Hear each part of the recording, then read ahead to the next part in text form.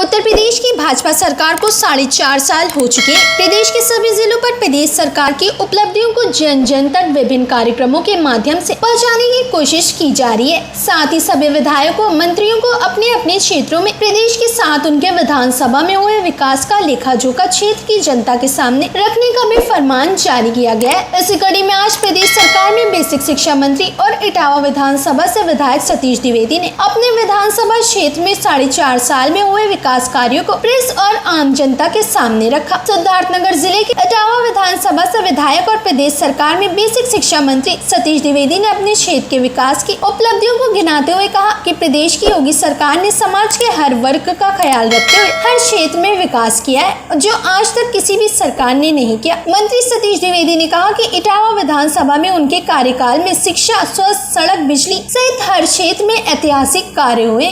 योगी सरकार के 4.5 साल पूरे हुए हैं।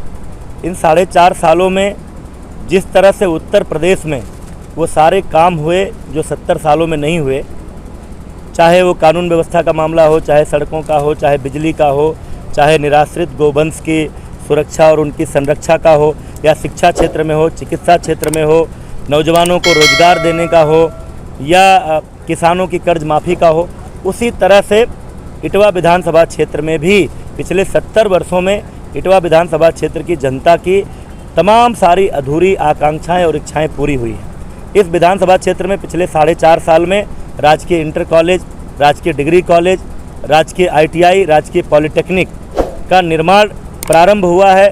जो शिक्षा क्षेत्र की जितनी ज़रूरी संस्थाएँ थीं वो सब इस विधानसभा में हो रही हैं। 2 नगर पंचायतें इटवा और बिस्कोहर का निर्माण शुरू हुआ है, तेज़ी से काम शुरू हुआ है, जो आज़ादी के बाद से जिसकी डिमांड चल रही थी। हमारा एक ब्लॉक था, पूरे ज़िले का एक ही ब्लॉक खुनियाव था जहां अपना पशु अस्पताल नहीं था। पशु अस्पताल का निर्माण पूरा हुआ है। इस विधानसभा क्षेत्र में ना तो कोई फायर स्टेशन था, ना कोई रोडवेज बस स्टेशन था, और ना ही कोई मिनी स्टेडियम था। ये तीनों प्रस्तावित हैं, प्रशासनिक स्वीकृति मिल चुकी है। शीघ्र ही ज़मीनें भी आवंटित हो चुकी हैं। शीघ्र ही वित्तीय स्वीकृति मिलते हुए इनका भी निर्माण होने वाला। सड़कों के मामले में विधानसभा क्षेत्र इटवा में 4.5 साल में ऐतिहासिक काम हुआ है। एक स्टेट हाईवे बांसी इटवा बिस्कोहर घोषित हुआ है। एक मुख्य जिला मार्ग इटवा बेलवा हुरलापुर घोषित हुआ है, जो 7 मीटर चौड़ीकरण का काम हुआ है।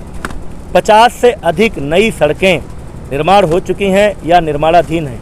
कई ऐसे गांव जो आज़ादी के बाद पक्की सड़कों के लिए तरस रहे थे, उत्तर प्रदेश सरकार की जो हर गांव, हर टोले मजरे को पक्की सड़क से जोड़ने की योजना है, उसके अंतर्गत उनका निर्माण हो रहा है।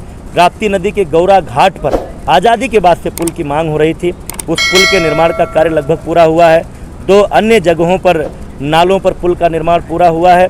तो ऐसे कई सारे परियोजनाएं हैं। 132 kV का पावर हाउस दीनदयाल उपाध्याय ग्रामीण योजना के तहत भिलोरी में पूरा हुआ है। तो जिस भी क्षेत्र में बात करें, चाहे वो सड़कों का मामला हो, बिजली का मामला हो, अस्पतालों का मामला हो, हर मामले में विधानसभा क्षेत्र इटवा में 4.5 साल में वो सारे काम हुए हैं जो 70 साल में नहीं हुए। मैं आज के अवसर पर इटवा विधानसभा क्षेत्र की जनता को धन्यवाद देना चाहता हूँ। बिल्कुल अच्छी बात आपने याद दिलाई। बाढ़ को लेकर योगी सरकार ने इटवा विधानसभा क्षेत्र में लगभग 150 करोड़ की परियोजनाएं या तो पूरी कराई या स्वीकृत की हैं।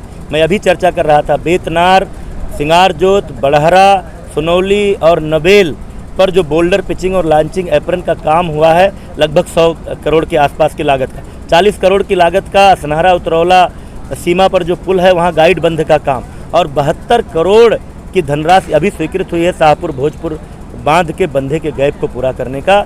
इसके अलावा कई नाले जिनकी आज़ादी के बाद सफाई नहीं हुई थी, उनकी सफाई का काम, नए रेगुलेटर के निर्माण का काम हुआ है, जिससे नालों के उफान के कारण जो जल जमाव से हजारों एकड़ फसलें नष्ट होती थीं, वो अब इस विधानसभा क्षेत्र में नहीं हो रही है। अभी विशेष मरम्मत होगी। एस्टीमेट चला गया है आने वाले दिनों में कोई सड़क 7 मीटर चौड़ी, कोई सड़क 5 मीटर चौड़ी, चाहे वो शाहपुर सिंगारजोत मार्ग